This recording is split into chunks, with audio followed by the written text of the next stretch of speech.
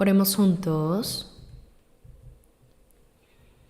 Nuestro Dios Padre misericordioso que nos amas, vivíamos en pecado apartados de ti, pero tuviste tanta compasión y amor por nosotros que recibiste el juicio y la maldición que nosotros merecíamos recibir.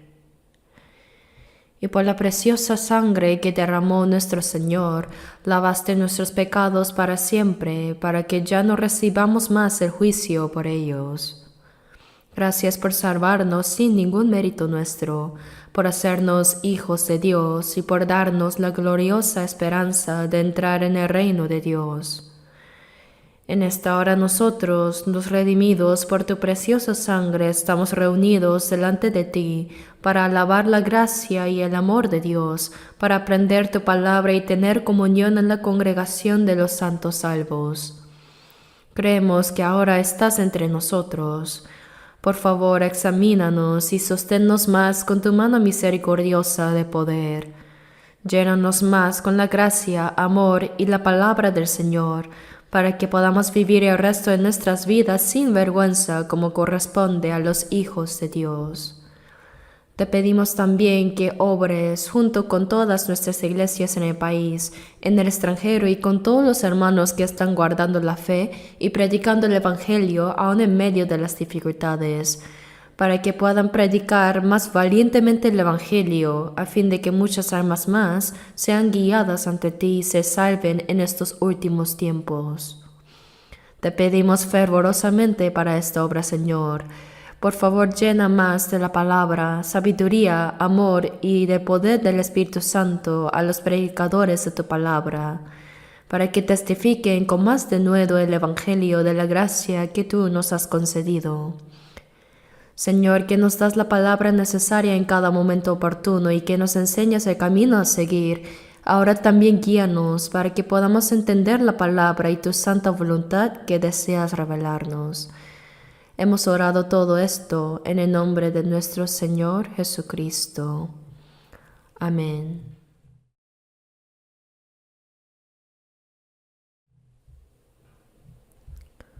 Busquemos la Biblia. Juan capítulo 15. Capítulo 15. San Juan 15. Leamos desde el versículo 9 hasta el 14.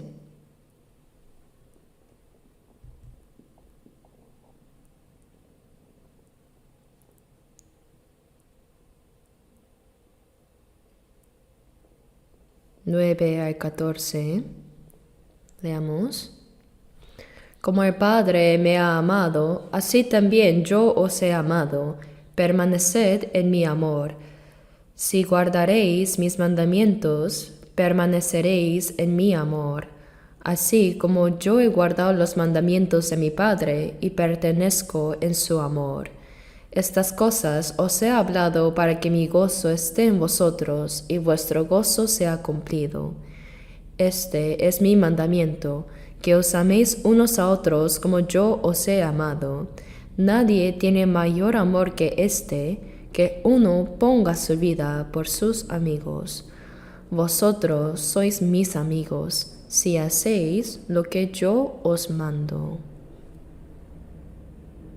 Muy bien, hasta aquí. La semana pasada estuve en Tokio, en Japón, para el retiro de invierno. En Japón ahora tenemos 12 iglesias y hay 15 pastores y predicadores, incluyendo los predicadores que trabajan de forma autónoma.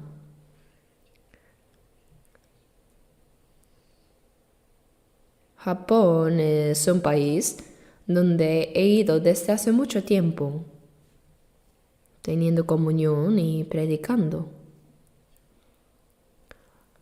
Al principio, el hermano Soyangsop, que estaba en Jeonju, en ese tiempo era anciano, mientras trabajaba como profesor en la Universidad Nacional de Chongbuk y fue como profesor de intercambio a Japón.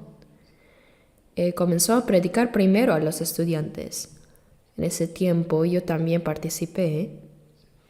Predicábamos a algunos estudiantes, pero después regresaban a Corea. Entonces predicábamos a otros de nuevo y se iban de nuevo.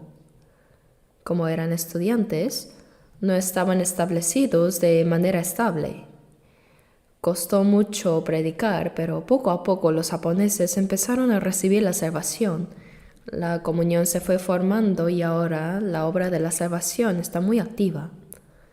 Esta vez no pudieron reunirse las 12 iglesias porque están muy distantes entre sí. Así que se reunieron 3 iglesias por separado y asistieron muchos. Y al terminar, todos los evangelistas se reunieron para un retiro de evangelistas. Ahora los hermanos salvos están siendo muy animados en su deseo de obedecer la palabra del Señor, amar, tener comunión y predicar el evangelio en Japón. Japón es un lugar realmente difícil para predicar. Cuando en Japón oyen la palabra cristianismo, muchos piensan inmediatamente en la iglesia de la unificación y tienen una impresión muy negativa. Por eso cuando hacemos anuncios para el seminario de la Biblia, ponemos siempre que no tiene ninguna relación con la iglesia de la unificación. La iglesia de la unificación ha causado muchos problemas, como las bodas masivas y otras cosas. Y hasta ahora todavía quedan esas impresiones. Y además, en las casas japonesas suelen tener algún objeto extraño colgado en un rincón para hacer sus oraciones ahí. Y dicen cosas como, haz que hoy tenga buena suerte. O practican lo que podríamos llamar creencias folclóricas. No tienen una fe verdadera, pero adoran esas cosas de manera vaga. A eso lo llaman kami-sama. Kami significa Dios y sama es un título de respeto, así que significa Señor Dios. Pero el Dios en quien nosotros creemos también en japonés se dice kami-sama. Incluso los espíritus o cosas que ni siquiera son espíritus, ellos también los llaman kami-sama. Por eso se confunde y yo dije, para predicar en Japón necesitaremos usar un nombre propio distinto como kami-sama creador, por ejemplo. Como si creyeran en algún dios del destino, se dice que cuando una persona va caminando, tropieza con una piedra, cae y se hiere, al levantarse dicen gracias, porque piensan, si no me hubiera caído aquí, más adelante habría sido atropellado por un auto y habría muerto. Así, creen en una especie de destino. Incluso si mueren por un terremoto, dicen eso es el destino. Por eso es muy difícil evangelizar a esas personas. Hace mucho tiempo fui con el profesor Seong-sop a Kioto y participamos juntos en una iglesia japonesa. Y el pastor era coreano. Nos dio una bienvenida muy afectuosa y dijo que probablemente Japón era uno de los lugares más difíciles del mundo para predicar, que era realmente difícil. Y así es en realidad. Es complicado predicar ahí. Antiguamente también personas como Uchimura Kanzo, que habían recibido la salvación, predicaron el evangelio, pero parece que la obra de la salvación no se extendió mucho. Japón así tiene una población de unos 123 millones de personas. Es más del doble que Corea. Es un país grande. Pero los creyentes son muy pocos. A veces me pregunto si habrá personas salvadas, además de los salvos de nuestra iglesia allí. Realmente son muy pocos, por eso les digo a los japoneses. Cuando el evangelio que comenzó en Jerusalén llegue a ser predicado hasta los confines de la tierra, vendrá el fin.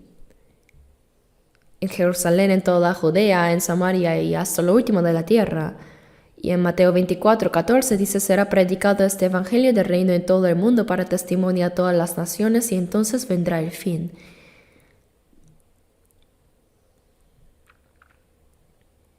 Tal como dijo Jesús, el evangelio fue de Jerusalén a Roma, después a Europa, a Estados Unidos, luego dio la vuelta y llegó a nuestro país. Aunque un poco tarde, ya que estamos en el extremo oriental, luego Japón, siendo un país insular, está aún más al extremo del este. Por eso les dije, aunque el evangelio llegó tarde a Corea, ahora tenemos más de 230 iglesias y la obra de la salvación está muy activa, solo en nuestra congregación. Pero en Japón, el evangelio entró muy tarde y todavía la predicación es muy difícil. Por eso, si en Japón la obra de la salvación llegara a activarse realmente, creo que la obra de Dios de verdad podría acercarse a su fin. Porque el extremo de la tierra, el extremo continental es Corea, y como nación insular, el extremo es Japón. Así que dije, prediquemos con diligencia. No nos queda mucho tiempo para predicar, así que hagámoslo con todo nuestro esfuerzo. Esta vez también conversamos sobre eso, y todos parecen decididos a trabajar con más fervor. Por eso debemos orar mucho por la predicación de Japón. Claro, en África, India, China, Rusia y en varias regiones de Sudamérica, el Evangelio está siendo predicado en medio de muchas dificultades y la predicación está activa. Es verdad, pero Japón, siendo un país llamado de primer mundo, no sé por qué tiene una reacción tan negativa hacia el Evangelio. Predicar allí es realmente difícil. Sin embargo, creemos que Dios obrará por medio de nuestros hermanos salvos. Y por eso ya no quiero ir a lugares muy lejanos. Me cuesta mucho viajar en avión. ¿Ustedes han viajado en avión por largo tiempo? Para ir a Nueva York o Washington. En la costa este hay que viajar 14 horas. Cuando era joven viajaba mucho, pero ahora ya no soy tan joven. Así que dejaré los viajes lejanos a los pastores jóvenes que son muy capaces. Pero a Japón, como es solo un poco más de 2 horas en avión, quiero seguir yendo si es posible, unas 2 veces al año para predicar. De cualquier manera, la evangelización de Japón es nuestra responsabilidad. Nosotros entendimos primero el Evangelio y nuestra obra de la predicación está activa. Así que ante los ojos de Dios es evidente que Él nos ha encomendado la predicación de Japón. Debemos orar, apoyar y esforzarnos mucho para predicar. Por eso quería contarles un poco sobre Japón. Ahora hay más personas salvadas que antes. Y en el mes de mayo, todas las iglesias del país se reúnen siempre para realizar un retiro, ya sea de otoño o de verano, y asisten muchos.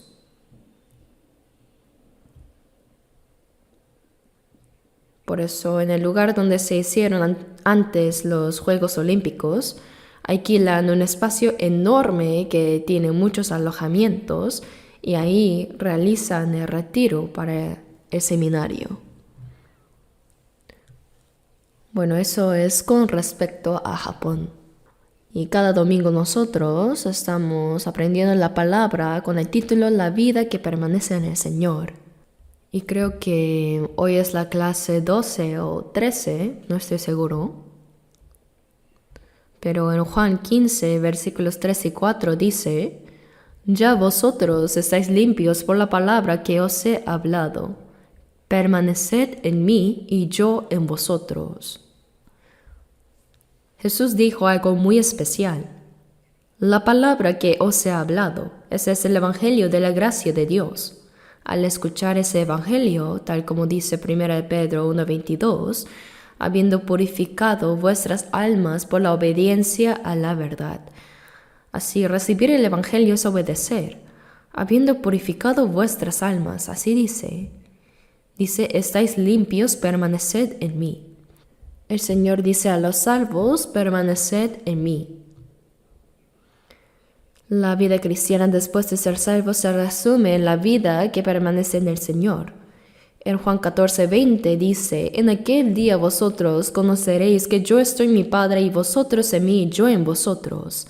Aquel día se refiere a cuando recibimos la salvación. Después de recibirla, sabemos que el Señor está en nosotros y que nosotros estamos en Él. En aquel día vosotros conoceréis que yo estoy en mi Padre y vosotros en mí y yo en vosotros. Aquí estar en significa, como mencioné antes, la unión, ser unos. Nosotros, pecadores que recibimos el perdón de pecados y la salvación de nuestras almas, llegamos a ser hijos de Dios y ahora el Señor está con nosotros. En Mateo 1, Dios dijo a José, esposo de María, sobre el nombre de Jesús. Él dijo, y llamará su nombre Jesús, ¿no? Que significa salvación, porque Él salvará a su pueblo de sus pecados. Por eso en inglés se dice Jesus is Savior. Jesús es el Señor de la salvación. Y dice, y llamará su nombre Emmanuel, que traducido es Dios con nosotros. El propósito por el cual Dios nos salvó es para estar con nosotros. Y finalmente es para llevarnos a su reino eterno y hacernos vivir con Él para siempre. No sé si alcanzan a sentir plenamente cuán asombroso es haber recibido la salvación.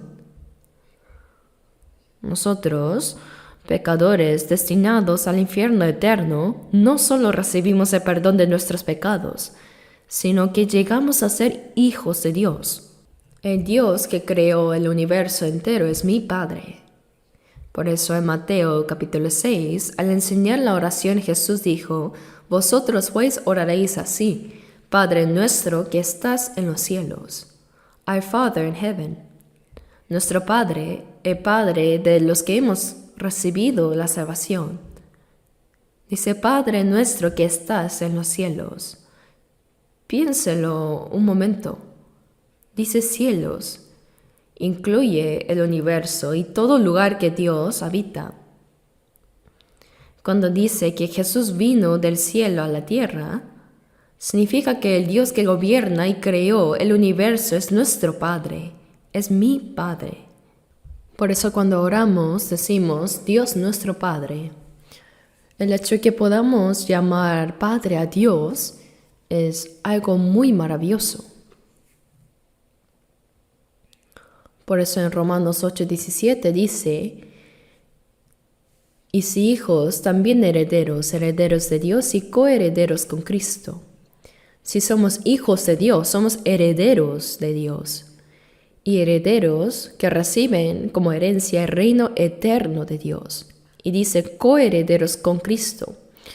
No solo iremos al cielo, sino que también participaremos de la gloria juntamente con Cristo. Esto casi no parece real a nuestros sentidos. En salvarnos, Dios nos dio una promesa sorprendente. Él nos salvó, nos hizo sus hijos y nos dio el derecho de entrar en su reino eterno y de participar de su gloria. Ahora, la vida que vivimos después de ser salvos es vivir con Dios, vivir llevando al Señor con nosotros. En Gálatas 2, versículo 20 dice, con Cristo estoy juntamente crucificado. El yo pecador, el que debía ir al infierno, quedó terminado allí en la cruz. En lugar de que yo muriera, Jesús murió. En 2 Corintios 5:14 dice, el amor de Cristo nos constriñe.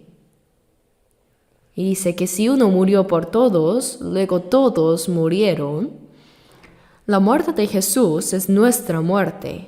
Jesús no tenía por qué morir, pues Él no tenía pecado, pero murió en nuestro lugar. Por eso su muerte es mi muerte.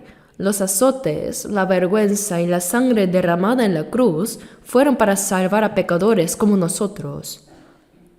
Y por medio de la muerte de Jesús terminaron toda la maldición y el juicio que debíamos recibir. La muerte de Jesús es mi muerte. Por eso dice, con Cristo estoy juntamente crucificado. Cuando Jesús fue clavado, yo también fui clavado allí con Él. El pecador que debía morir, murió junto con el Señor. Dice, ya no vivo yo, mas vive Cristo en mí. Quien recibe la salvación obtiene el perdón de sus pecados, es salvo, ha recibido la vida eterna. Y al mismo tiempo debe saber que el Señor ahora vive en él. Aunque no lo sienta, Él está allí, debemos saberlo. Dice, ya no vivo yo, mas vive Cristo en mí. En aquel día conoceréis que yo estoy en mi Padre y vosotros en mí y yo en vosotros. Es unión con el Señor. Si metemos un hierro en el fuego del horno, se pone rojo vivo. ¿Es fuego o es hierro? Es hierro enrojecido. ¿Es fuego o es hierro? Es un hierro al rojo vivo. El hierro entró en el fuego y el fuego entró en el hierro. Y el fuego y el hierro llegaron a ser uno. Aunque sigue siendo hierro, cuando se toca algo, lo quema de inmediato, ¿verdad?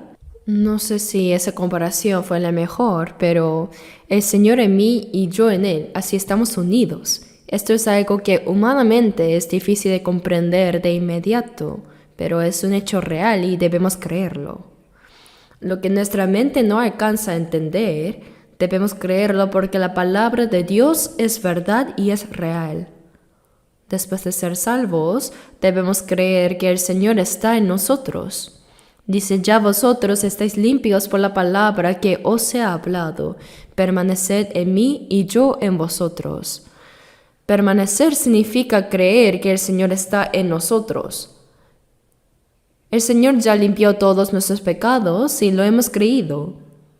Una persona no va al infierno porque tenga muchos pecados, sino porque no entiende esa gracia y no la cree. Por eso en Juan 3:36 dice, el que cree en el Hijo tiene vida eterna, pero el que rehúsa creer en el Hijo no verá la vida, sino que la ira de Dios está sobre él. El que cree en el Hijo tiene vida eterna. El que no cree no verá la vida, sino que la ira de Dios está sobre él. Recibir o no la salvación es una cuestión sencilla. Es creer o no creer, ¿verdad? Y después de creer, ¿qué debemos hacer? ¿Termina todo solo con creer acaso? Al creer recibimos el perdón, la vida eterna y somos hechos hijos de Dios y tenemos la esperanza segura de ir al cielo.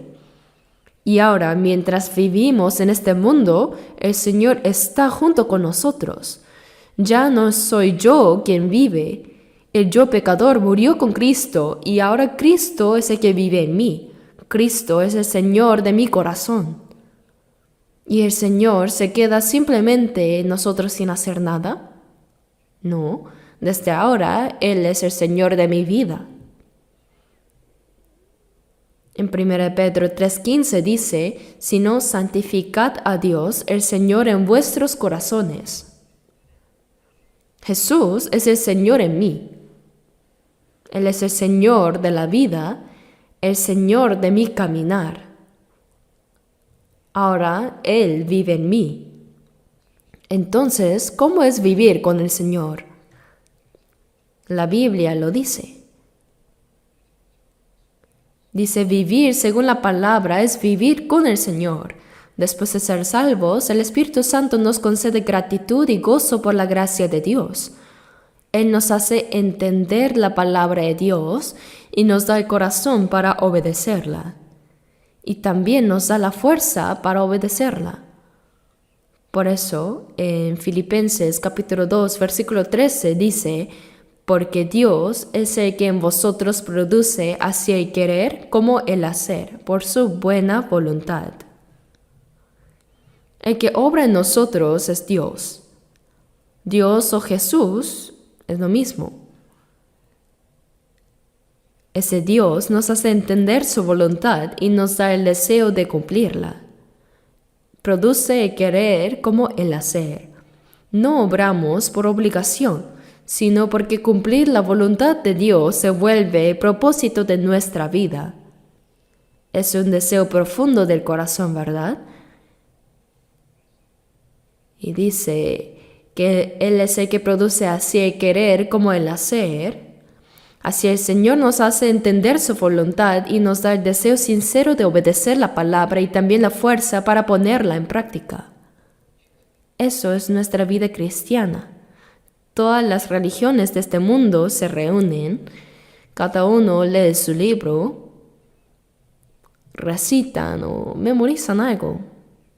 Pero en realidad, por ejemplo, el budismo no tiene un objeto verdadero de fe. ¿Acaso el budismo tiene a alguien en quien creer? No. Fabrican una imagen de Buda y enseñan a inclinarse y orar frente a ella, pero Sakyamuni nunca dijo que hicieran una estatua ni que oraran a él. Es una religión sin un objeto real. Así que inventaron algo, como los israelíes que hicieron el becerro de oro en el desierto. Así el ser humano tiene ese deseo de buscar a Dios, pero al no conocerlo termina fabricando un ídolo, igual que los japoneses que hacen pequeños altares y les oran. Y ni siquiera tienen escrituras auténticas. Tomaron textos y crearon sus propios escritos. Y los musulmanes, bueno, por su parte, siguen a un hombre llamado Mahoma, que perdió a sus padres muy joven, fue criado por un tío y aprendió el comercio. Y más tarde, él se casó con una mujer rica, una viuda. Y dicen que un día entró en una cueva a orar y recibió una revelación del Dios Alá. Esto no tiene ningún fundamento. Bueno, desde entonces se autoproclamó profeta de Alá. El Corán es una mezcla de partes tomadas del Antiguo Testamento, combinadas con cosas inventadas por él mismo. Es un libro hecho por el hombre. Alá tampoco existe, es un Dios inventado. Si uno lo piensa, es completamente absurdo, de verdad. Todas las religiones surgieron de esa manera, fabricadas, porque el ser humano quiere buscar a Dios. Pero sin la verdad, Satanás guía a cada uno por un camino equivocado para que todos terminen en el infierno. Pero nosotros conocemos al Dios vivo. A través de la Biblia entendimos su gracia y hemos recibido la salvación. ¿No es esto ya una bendición tan grande? Hoy en día estamos en la época en que el cristianismo parece florecer. Hay cientos de denominaciones, iglesias por todas partes, muchos pastores y muchos miembros. Sin embargo, en Lucas 13 está escrito que muchos procurarán entrar y no podrán. Hay muchos que buscan entrar, muchos que dicen creer, pero los que realmente entran son pocos y muy pocos. Por eso Jesús dijo, esforzaos a entrar por la puerta angosta. Y en Mateo 7:14 dice, angosta es la puerta y estrecho el camino que lleva a la vida y pocos son los que la hallan. Hermanos, entre los que dicen creer en Jesús, los que verdaderamente han nacido de nuevo son muy pocos. Me da temor que alguien lo malentienda, pero después de tantos años de predicar, lo que he sentido es esto. Si entre 1000 cristianos Aunque sea uno que realmente haya nacido de nuevo, ya sería mucho. No estoy exagerando. Son muy, pero muy pocos los que han recibido la verdadera salvación. Dice, muchos procurarán entrar y no podrán. Hay muchísimos más que no entrarán que los que sí entrarán. Por eso en Lucas 12:32 dice, no temáis, manada pequeña, porque a vuestro Padre le ha placido daros el reino. El Señor llamó manada pequeña a aquellos a quienes el Padre se complace en darles su reino. Es un grupo pequeño, ¿me dejó entender? ¿Se da cuenta de lo maravilloso que es que estemos en el Señor? Hay quienes que nos critican o hablan como si estuviéramos equivocados, simplemente porque no somos como ellos. Pero yo les pregunto, ¿han venido a escuchar la palabra? En nuestra iglesia han venido a escuchar la palabra. ¿Qué es lo que está mal? El pueblo escogido de Dios, Israel, mató al Mesías que Dios mismo envió. ¿Por qué?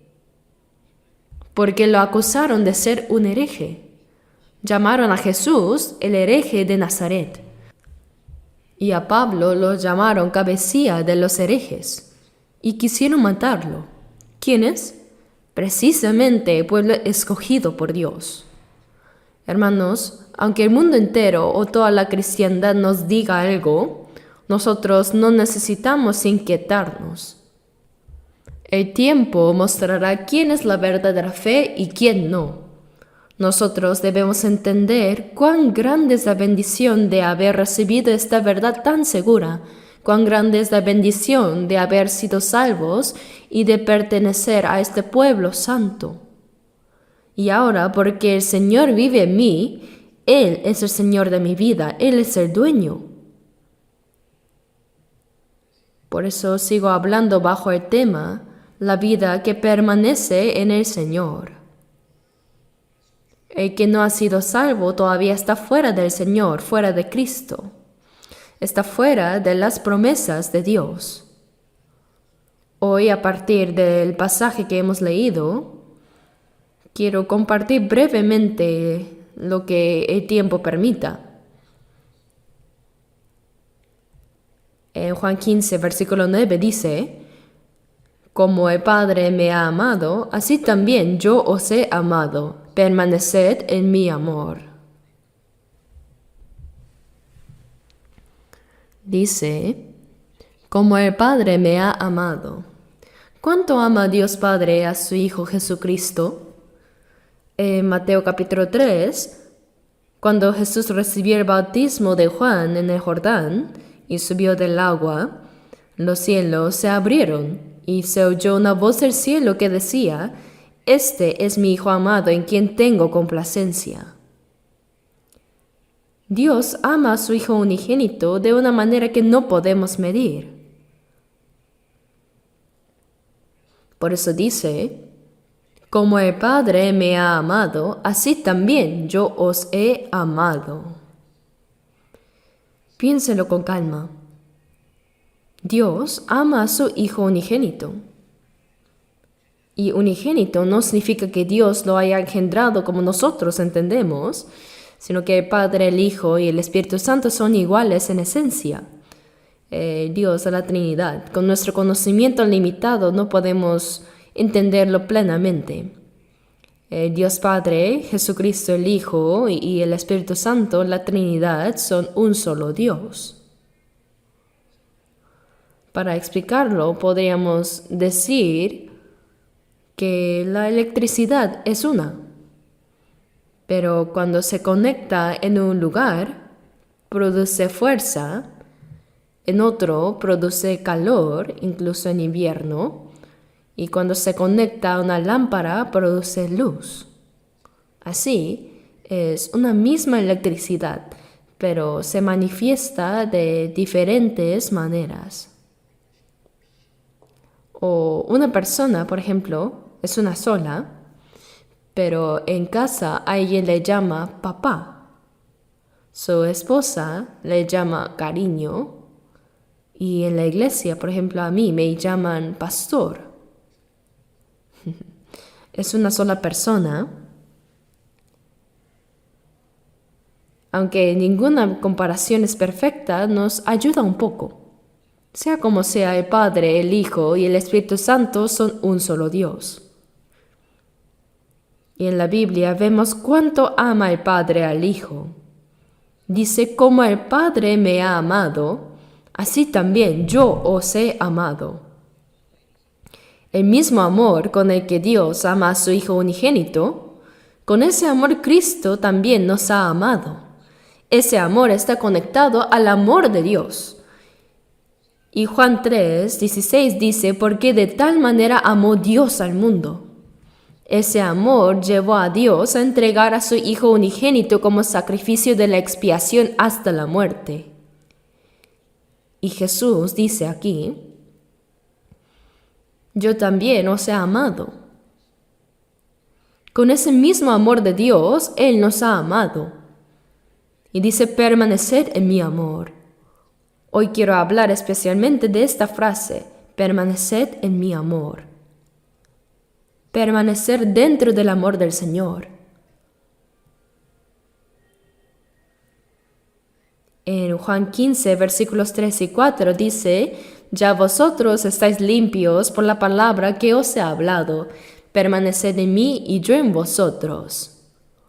¿Por qué dice permaneced? Por ejemplo, una madre no le dice a un niño muy pequeño, yo te di a luz, ¿verdad? ¿Tienes papá y mamá? No debes salir de casa, no debes irte ya. No necesita decirlo. Es porque el niño no tiene fuerzas para irse. ¿Cómo podría irse? Por eso esas palabras no hacen falta. Pero ¿por qué el hombre le dijo permaneced en mí y yo en vosotros? ¿Por qué dijo permanecer en mí? Porque es posible apartarse. ¿Por qué? Por causa de la carne. Aunque uno haya sido salvo y el Espíritu Santo haya venido, la carne todavía no se somete al Espíritu. Y en Gálatas 5:17 dice, porque el deseo de la carne es contra el Espíritu. Contra significa que se opone, que resiste. Cuando uno es salvo, se convierte en una persona con dos naturalezas. Todavía permanece la vieja naturaleza que no ha sido transformada, y dentro de nosotros también está el Espíritu Santo. El Espíritu Santo desea la voluntad de Dios y quiere vivir conforme a ella, pero la carne lo detesta. Ambos pelean. En Gálatas 5:17 dice, porque el deseo de la carne es contra el Espíritu, y el del Espíritu es contra la carne. Estos dos se oponen entre sí. Es como un perro negro y un perro blanco peleando. Un día, un diácono me regaló un libro en el cual había una historia interesante. Decía que alguien que viajaba a Estados Unidos dejó 2 cachorros para que otro los cuidara. Ya de adultos eran muy inteligentes. Y alguien le dijo, con eso podrías ganar dinero. Y le explicó, haz que el perro blanco y el perro negro peleen el día de mercado. Provócalos para que se enfurezcan y peleen.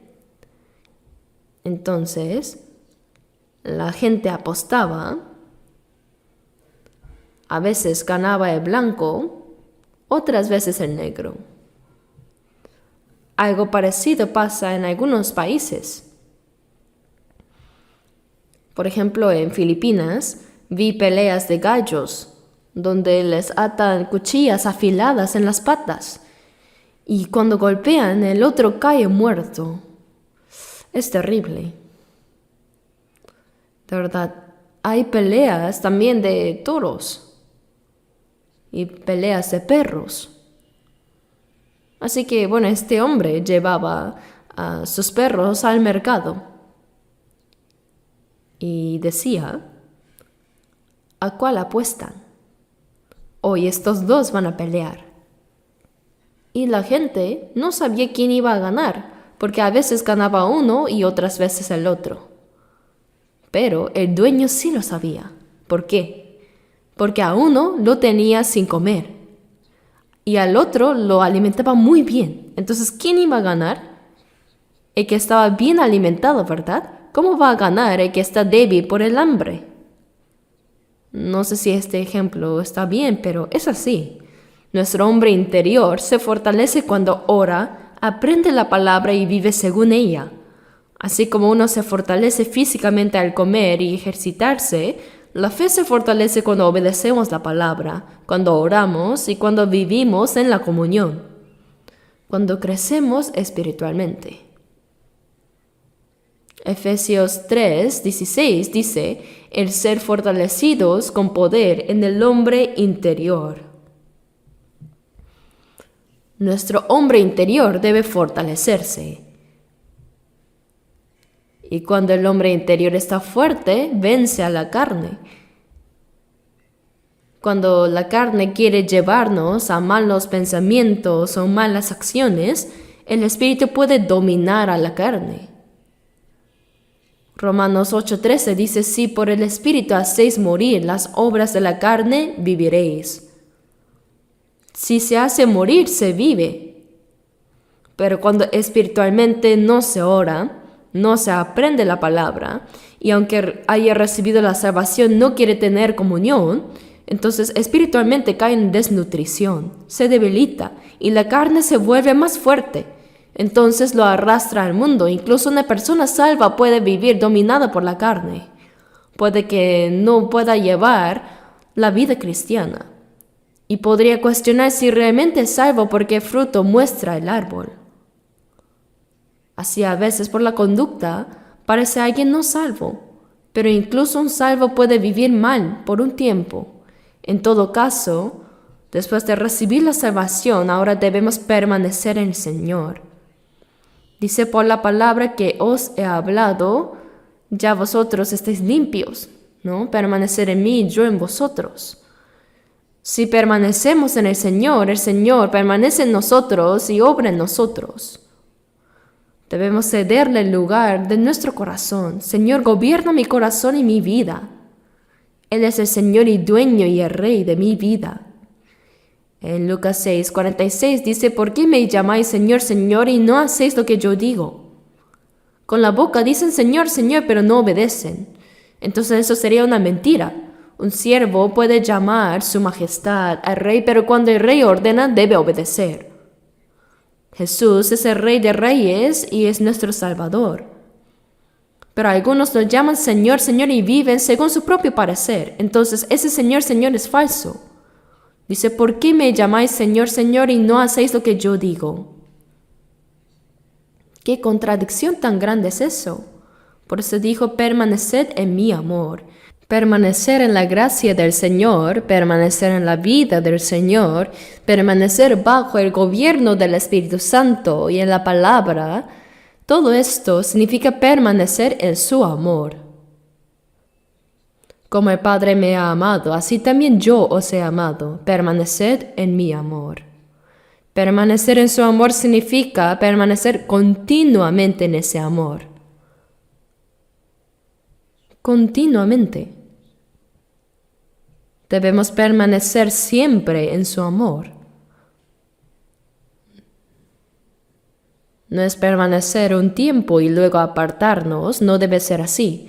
El mandamiento que el Señor nos dio, más adelante en el versículo 10, Juan 15:10, si guardaréis mis mandamientos, permaneceréis en mi amor, así como yo he guardado los mandamientos de mi Padre y permanezco en su amor. Permanecer en su amor significa que así como yo he guardado el mandamiento de mi Padre y pertenezco en su amor, guardar los mandamientos y permanecer en el amor significa lo mismo en contenido. Jesús dijo, yo he guardado el mandamiento de mi Padre y permanezco en su amor. Así que vosotros, si guardáis mis mandamientos, permaneceréis en mi amor. Si guardaréis mis mandamientos. El método para permanecer en el amor del Señor es guardar sus mandamientos. Dice, si guardaréis mis mandamientos, permaneceréis en mi amor. Y versículo 11, Estas cosas os he hablado para que mi gozo esté en vosotros y vuestro gozo sea cumplido. ¿Cuál es el gozo del cristiano? Las personas del mundo buscan ciertos placeres del cuerpo, buscan satisfacción carnal. Si tienen mucho dinero, se alegran. Si las cosas de este mundo les salen bien, se alegran. Parece que viven para eso, ¿verdad? Pero el gozo del cristiano es diferente.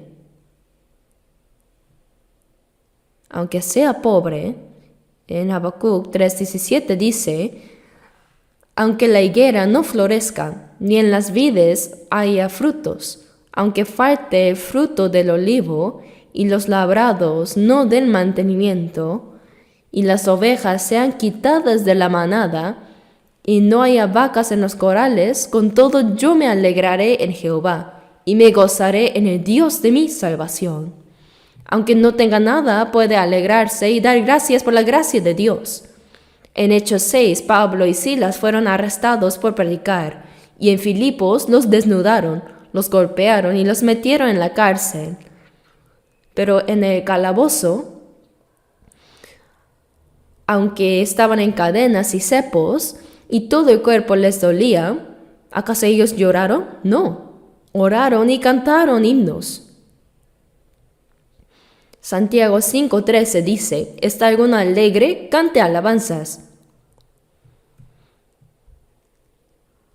La alabanza se ofrece con un corazón alegre. ¿Acaso se canta llorando? Ellos cantaron y oraron. El apóstol Pablo había sido un perseguidor de los cristianos. Cuando apedrearon a Esteban, él votó a favor, como dice la Biblia.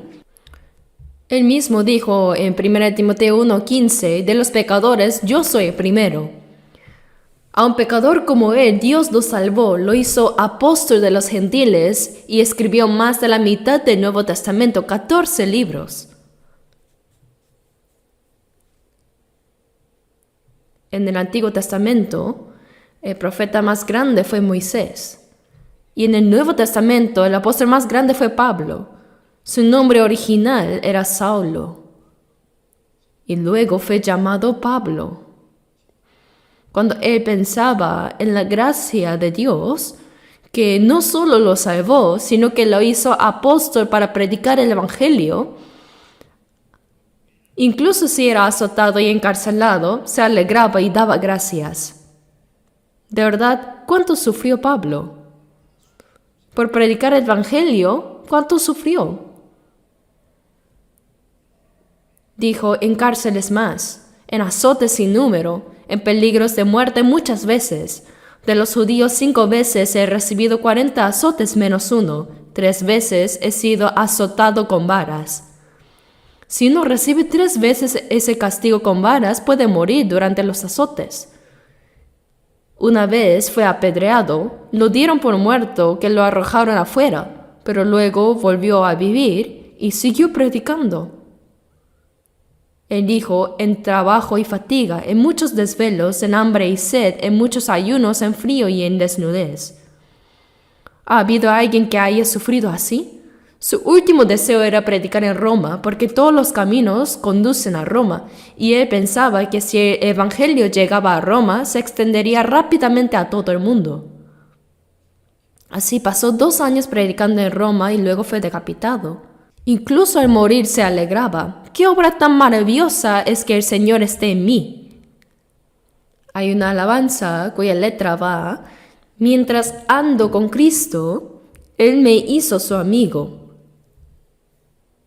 Nadie puede comprender esa alegría que nosotros compartimos. De verdad, ¿quién podría entender eso?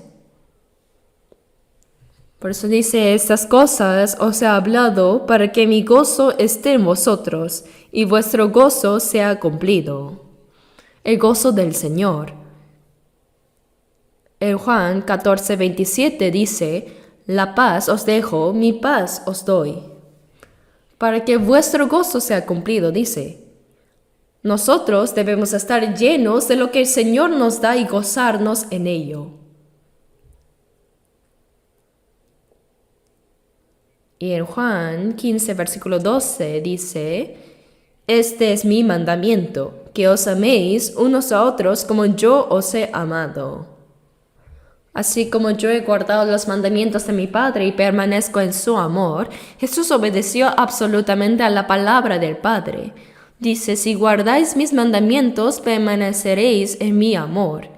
Y ahora este es mi mandamiento, que os améis unos a otros como yo os he amado. Dice, este es mi mandamiento, que os améis unos a otros como yo os he amado.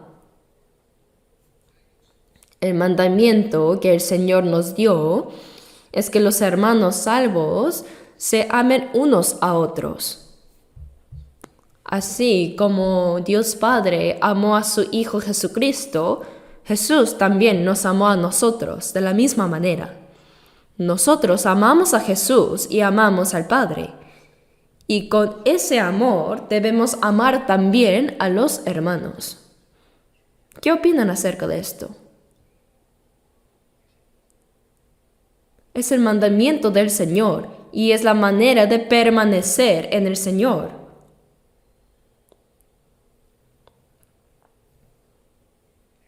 Así como yo he guardado los mandamientos de mi Padre y permanezco en su amor, si guardáis mis mandamientos, permaneceréis en mi amor. Hermanos, la vida cristiana no es un juego, no es una vida religiosa, no es una formalidad. El Hijo unigénito de Dios murió en la cruz para salvarnos.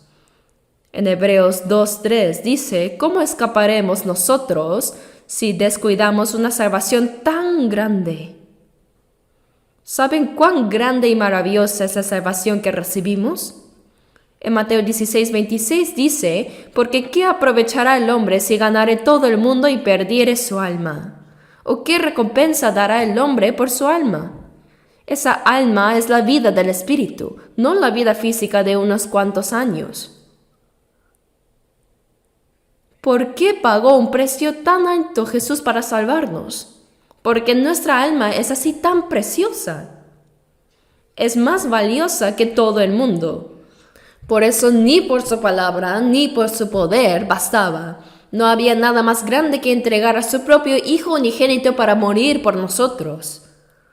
¿No es verdad que la salvación es algo tan grande y maravilloso? ¿Cómo escaparemos nosotros si descuidamos una salvación tan grande? Dice.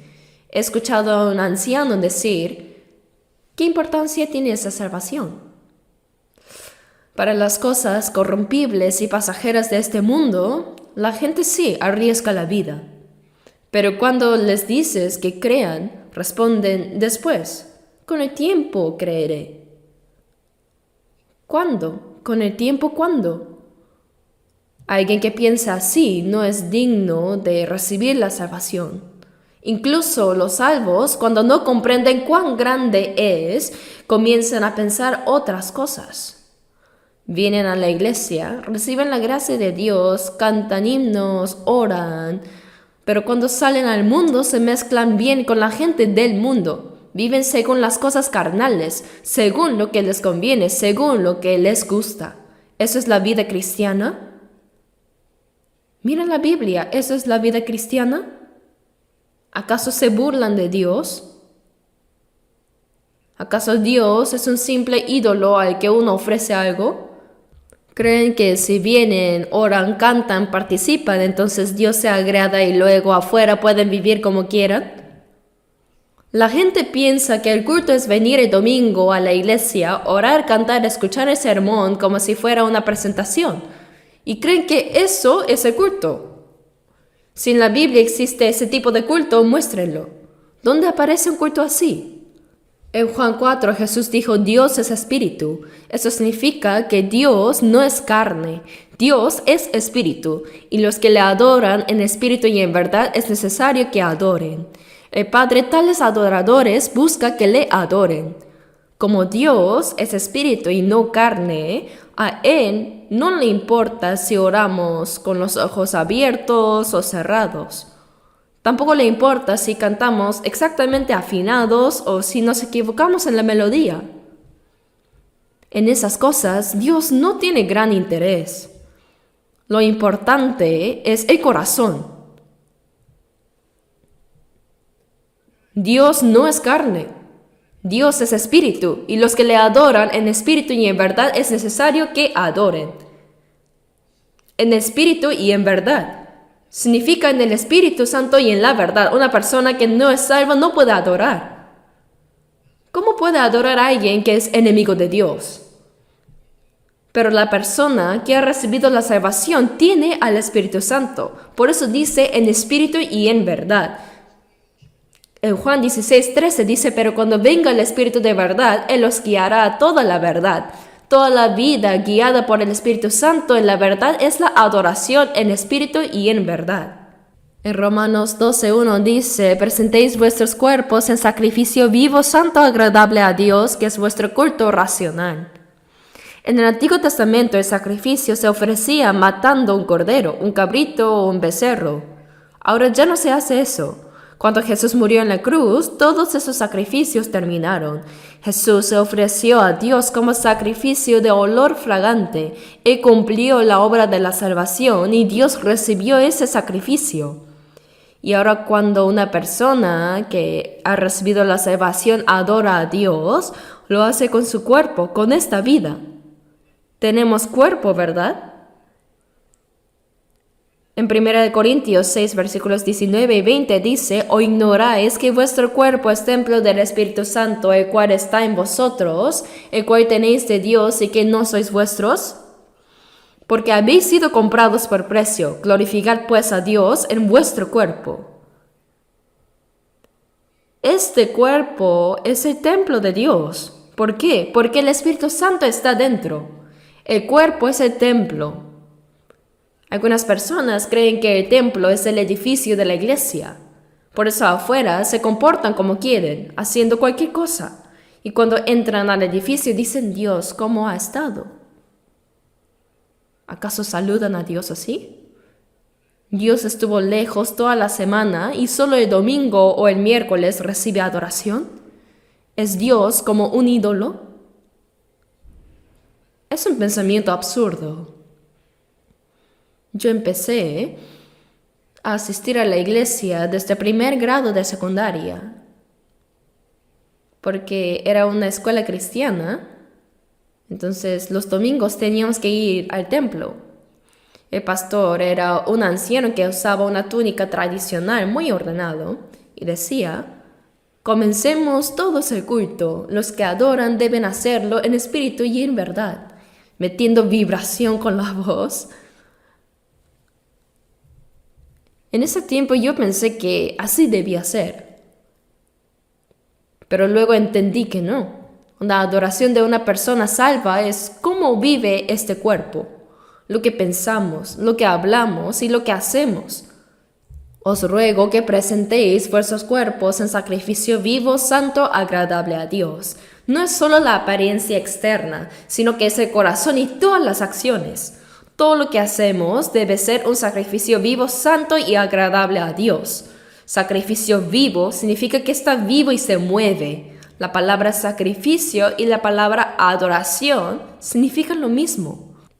Y dice que todo esto es vuestro culto racional. Vivir según la voluntad de Dios y obedecer la palabra que agrada a Dios, toda esa vida es adoración y un sacrificio vivo. Entonces, ¿lo estamos haciendo? ¿Qué vamos a hacer? Como los creyentes de otras religiones recibieron la salvación, pero viven como si hicieran una vida religiosa. Eso no es un religioso cristiano, no es un verdadero cristiano. ¿Qué van a hacer?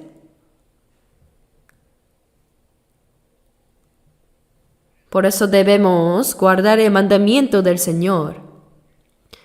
Dice, así como yo he guardado los mandamientos de mi Padre y permanezco en su amor, así también vosotros, si guardáis mis mandamientos, permaneceréis en mi amor.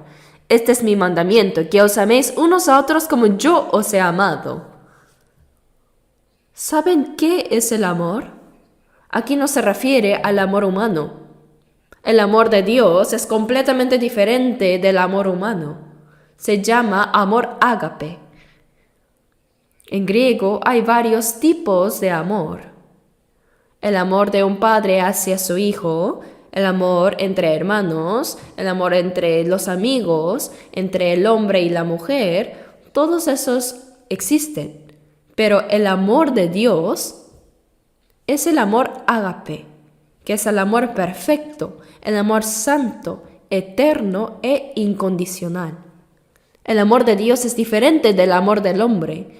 Con ese amor Dios nos ha salvado. Y con ese mismo amor debemos amar a Dios. Con el amor de Dios debemos amarlo a Él. Y con ese mismo amor debemos amar a los hermanos. Es amor ágape. Amor santo, perfecto y eterno. Para vivir la vida cristiana debemos confirmar estas cosas una por una. Debemos revisar. No podemos pasarlo por alto así nomás. Él nos dio el mandamiento, amaos unos a otros. El versículo 13 dice, nadie tiene mayor amor que este, que uno ponga su vida por sus amigos. Vosotros sois mis amigos y hacéis lo que yo os mando. Dice, nadie tiene mayor amor que este, que uno ponga su vida por sus amigos. Si alguien entrega su vida por su amigo, no puede ser un amor falso. Es amor humano, sí. Si un amigo cae en la agua y está por morir, pero otro amigo muere al intentar salvarlo, eso es un amor verdaderamente asombroso. Entre el amor humano, ese es el amor más grande, ¿verdad? En 1964, durante la guerra de Vietnam, había una unidad llamada los Dragones Azules. Tal vez lo sepan. Un hombre que era capitán fue a esa guerra como comandante de compañía. En medio del combate, los enemigos vietnamitas lanzaron una granada y cayó justo ahí.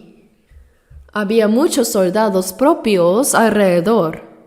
En ese momento, el capitán In Ho Lee, quien después fue ascendido a un grado, en ese entonces, capitán, cuando la granada cayó justo donde estaban él y sus soldados, sin vacilar, él se lanzó encima de la granada. Y con la explosión su cuerpo quedó completamente destrozado, pero así salvó a sus soldados. Yo vi eso cuando fui al Comando de Educación Naval en Chile. Había documentación detallada y también una estatua de In Ho Lee. Y ocurrió un hecho igual en Gangwon-do durante un entrenamiento.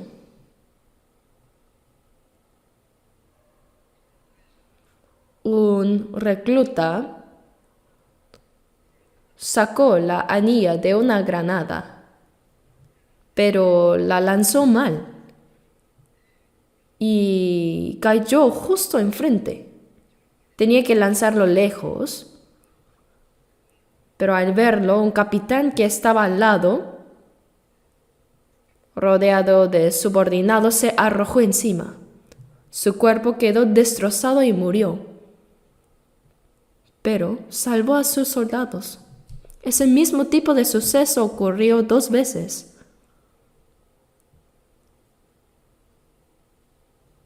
El Señor Jesús tomó nuestro lugar, pecadores destinados al infierno. El Señor cargó nuestros pecados y murió en nuestro lugar. ¿Para qué? Para salvarnos y hacernos sus amigos. Nadie tiene mayor amor que este, que uno ponga su vida por sus amigos. Vosotros sois mis amigos y hacéis lo que yo os mando. Él murió para hacernos sus amigos, para salvarnos y hacernos sus amigos. Si uno pone su vida por su amigo, Jesús es igual a Dios. Él es santo. Él es el Hijo unigénito de Dios. Él vino al mundo en un cuerpo humano para morir en nuestro lugar. Juan 10:18 dice, nadie me quita la vida, sino que yo de mí mismo la pongo. El Señor murió en nuestro lugar para salvarnos, y ahora somos amigos del Señor, ¿verdad? ¿Cuál es la evidencia de que somos sus amigos? Dice, vosotros sois mis amigos, si hacéis lo que yo os mando. Vosotros sois mis amigos si hacéis lo que yo os mando. Si creemos el hecho de que el Señor murió en nuestro lugar por los pecadores como nosotros y que nos salvó para hacernos sus amigos, si realmente creemos eso, entonces debemos vivir según su palabra. Si hacemos lo que Él manda, esa es la evidencia de que somos realmente amigos del Señor. No es que al hacerlo lleguemos a ser sus amigos, sino que es la evidencia de que ya lo somos. ¿Me dejo entender? ¿Y qué mandó el Señor? Que os améis unos a otros como yo os he amado. El amor, en 1 de Juan 4:16 dice, Dios es amor. Dice, God is love. No dice que Dios tiene mucho amor, sino que Él es la fuente del amor, es el amor mismo. Así lo dice. Dios es amor. Y Jesús es la manifestación visible del amor. Es aquel que mostró de manera real el amor de Dios. Romanos 5:8 dice, mas Dios muestra su amor para con nosotros, en que siendo aún pecadores, Cristo murió por nosotros. Cuando aún éramos pecadores, y el siguiente versículo dice, Romanos 5:10, porque si siendo enemigos fuimos reconciliados con Dios por la muerte de su Hijo, así Él mostró su amor hacia nosotros. ¿Qué amor podría ser mayor que ese? Dios entregó a su Hijo unigénito para que muriera por nosotros. Así mostró su amor. Mostró su amor infinito.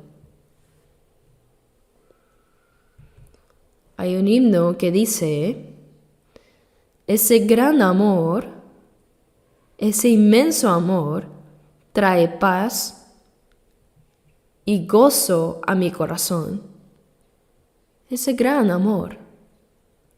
El amor de Dios.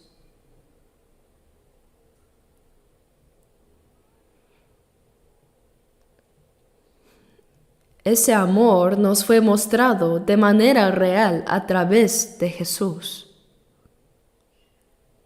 Él nos mostró realmente. Y ahora nosotros que hemos recibido ese amor, debemos permanecer en el amor. Permaneced en mi amor, dice. Debemos practicar el amor. Veamos ahora Juan 13. Juan 13.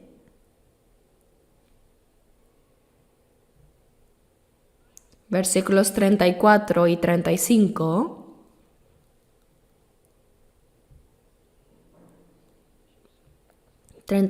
y 35, leamos juntos. Un mandamiento nuevo os doy, que os améis unos a otros como yo os he amado, que también os améis unos a otros. En esto conocerán todos que sois mis discípulos, si tuviereis amor los unos con los otros. Aquí aparece la misma enseñanza, pero explicada con más detalle. Ahora bien, este amor, donde hay vida, hay amor. Cuando una madre da a luz a su hijo, ¿cuánto lo ama? Incluso los animales aman así. Hay animales que dan su vida por sus crías. Donde hay vida, también hay amor. Y donde hay amor, hay vida. Pero donde no hay amor, solo queda muerte. El amor ágape es el amor eterno, amor perfecto, amor absoluto y santo. Con ese amor, Él dijo, un mandamiento nuevo os doy. ¿Saben por qué lo llama mandamiento nuevo?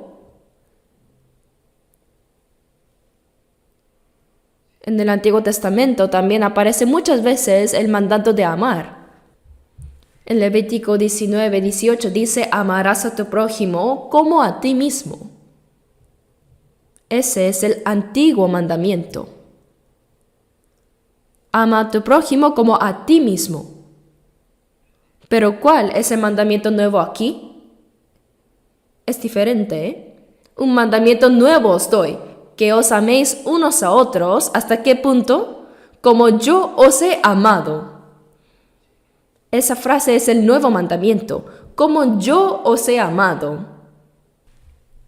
El Señor está diciendo, así como yo morí por ustedes, también ahora ámense unos a otros con ese amor.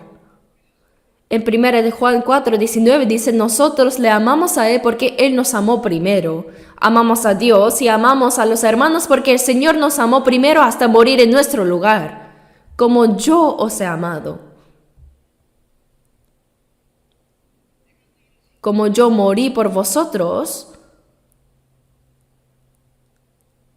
también debemos amar unos a otros con el amor del Señor. Ese es el mandamiento nuevo. Si Jesús no hubiese muerto por nosotros, no podría existir este mandamiento nuevo. Nosotros con nuestras propias fuerzas podemos compadecernos de alguien y ayudar a los débiles. Sí, eso también es amor. Pero no está tratando de eso. Aquí se trata del amor con el que el Señor nos amó y murió por nosotros. En 1 de Juan 3:16 dice, sé que conocen San Juan 3:16, pero ¿saben 1 de Juan 3:16? Mantengan esto aquí y veamos un momento. 1 de Juan, capítulo 3, versículo 16. Leamos juntos. En esto hemos conocido el amor, en que Él puso su vida por nosotros. También nosotros debemos poner nuestras vidas por los hermanos. Dice Él, el Señor, puso su vida por nosotros. Él entregó su vida y nos salvó. En esto hemos conocido el amor. Hemos conocido ese amor. Conocimos el amor con que el Señor nos amó, ¿verdad? Recibimos ese amor. En esto hemos conocido el amor, en que Él puso su vida por nosotros. También nosotros debemos poner nuestras vidas por los hermanos. Poner nuestras vidas por los hermanos, así como el Señor entregó su vida por nosotros. Debemos, dice, significa que es lo más justo, lo más natural. Que una gallina cante kio kio es normal, ¿verdad? Porque es una gallina. Como es una gallina, no debería decir raf raf como un perro, ¿no? Sería extraño. Que quienes han entendido ese amor del Señor no amen a los hermanos y no muestren ese amor, eso es lo extraño. Algo está mal. Él puso su vida por nosotros. En esto hemos conocido el amor, en que Él puso su vida por nosotros. También nosotros debemos poner nuestras vidas por los hermanos. Conocimos ese amor tan maravilloso, el amor que entregó hasta su vida. Por eso debemos, es lo más natural. No es algo extraordinario, es lo que corresponde.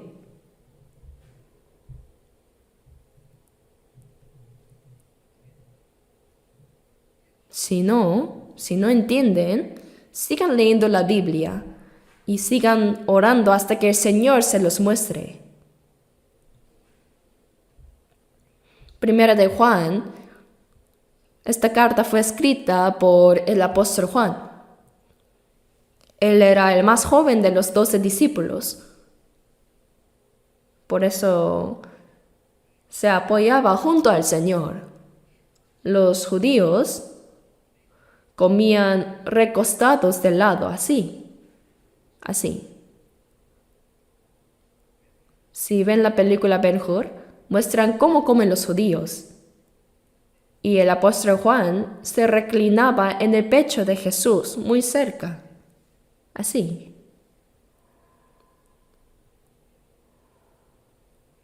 Por eso, Juan se refiere a sí mismo como el discípulo a quien Jesús amaba. El discípulo amado de Jesús. En el Evangelio de Juan, San Juan, también aparece el amor. Pero el propósito de escribir el Evangelio de Juan fue que crean que Jesús es el Cristo y que tengan vida, que reciban la salvación.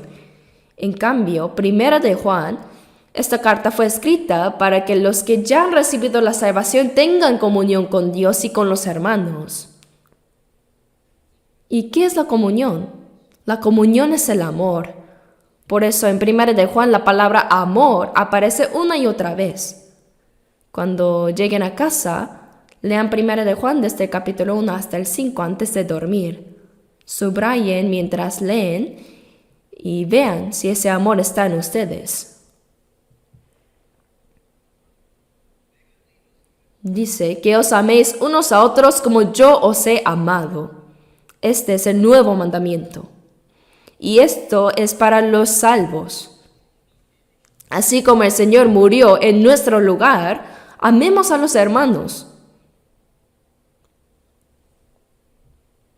No se refiere solo a tener compasión y a ayudar a los débiles. No, va mucho más allá.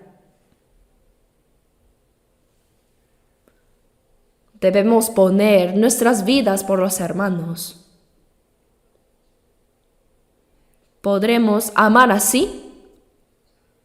Dice, améis unos a otros como yo os he amado. En esto conocerán todos que sois mis discípulos. Si nos amamos unos a otros, la gente verá y dirá, vaya, ¿qué clase de personas son estas? ¿Cómo pueden amarse así unos a otros? Hay un amor que no se puede ver en el mundo. Al vernos amar unos a otros con el amor de Cristo, ellos dirán, ellos realmente deben ser discípulos de Cristo. Dice, si tenéis amor los unos por los otros, en esto conocerán todos que sois mis discípulos. Y Juan 8:31 dice, si vosotros permaneceréis en mi palabra, seréis verdaderamente mis discípulos. No cualquiera puede ser discípulo. El que permanece en la palabra del Señor se convierte en un verdadero discípulo. Cuando los que han recibido el amor del Señor aman a los hermanos, al ver eso las personas dicen, ellos son reales, son realmente discípulos. Esa es la evidencia de que somos discípulos de Cristo. Así se forma el amor de Dios en nuestro interior y eso se debe cumplir.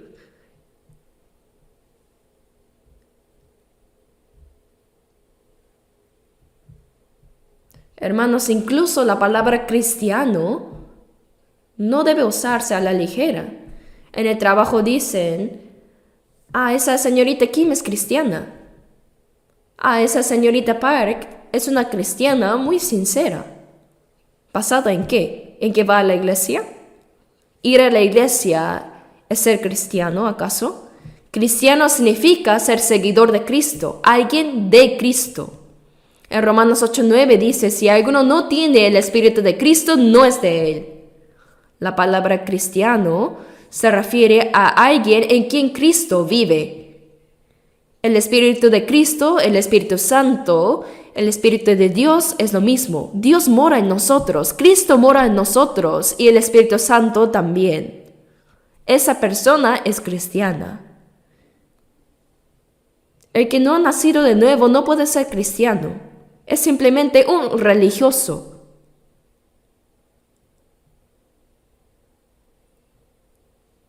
Así como solamente aquel que tiene el Espíritu de Cristo es cristiano, de la misma manera la expresión discípulo de Cristo, hermanos, el discípulo de Cristo es quien ha recibido la salvación. En Mateo 28:19, antes de ascender, Jesús dijo, por tanto, id y haced discípulos a todas las naciones. Cuando se recibe la salvación, se convierte en discípulo. En Hechos 2 dice que en Pentecostés se salvaron alrededor de 3,000 personas. Y en el capítulo 6, versículo 7 dice, el número de los discípulos se multiplicaba grandemente. Los llamó discípulos. Id y haced discípulos a todas las naciones. Cuando una persona recibe la salvación, se convierte en discípulo de Cristo. Hermanos, los salvos somos discípulos de Cristo. No solo los 12 discípulos eran discípulos. Jesús mandó hacer discípulos bautizándolos en el nombre del Padre y del Hijo y del Espíritu Santo, enseñándoles que guarden todas las cosas que os he mandado. Un discípulo aprende del Maestro, imita al Maestro y lo sigue y comparte el mismo destino del Maestro. Dice bautizándolos en el nombre del Padre, del Hijo y del Espíritu Santo. Entre los que han recibido la salvación, si alguno aún no ha sido bautizado, en la próxima vez, en el centro de retiro debe bautizarse.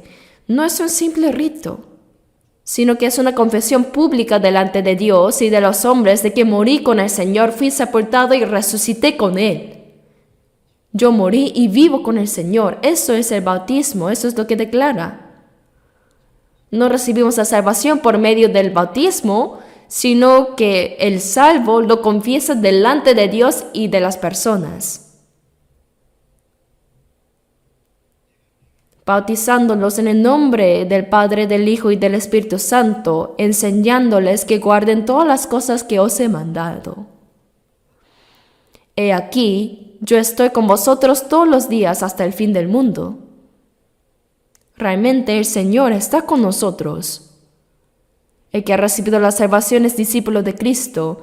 Por eso, en el nombre del Señor mostramos, mediante el bautismo, que hemos muerto con el Señor, que hemos sido sepultados con Él, que yo morí y que el Señor ahora vive en mí.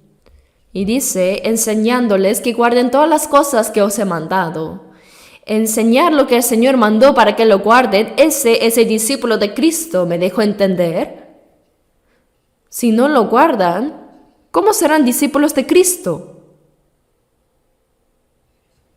En esto conocerán todos que sois mis discípulos si tuviereis amor los unos con los otros. La evidencia de ser discípulos de Cristo es que se aman unos a otros. Eso es guardar los mandamientos del Señor, ¿verdad? Dice, permaneced en mi amor. Ese es el testimonio de que hemos recibido la salvación y es la evidencia de que no pertenecemos al mundo, es la evidencia de que somos discípulos de Cristo. No debemos convertirnos en cristianos solo de apariencia, sino hay que ser cristianos de verdad, no cristianos formales, sino verdaderos cristianos reconocidos por Dios. Hermanos, despertémonos de verdad. 1 Pedro 4:7 dice, mas el fin de todas las cosas se acerca, sed pues sobrios y velad en oración. Dice, tanto más cuanto veis que aquel día se acerca. En este mundo el amor se ha enfriado. Amadores de sí mismos, avaros, amantes del placer, totalmente egoístas, traidores como Judas que vendió a Jesús, venden su conciencia, venden su alma. Todos están siendo arrastrados por el diablo hacia el infierno. Nosotros somos personas apartadas de eso. Me preocupa que nos convirtamos simplemente en religiosos que se reúnen los domingos para orar, cantar himnos y escuchar el sermón del pastor para ver si predica bien o no.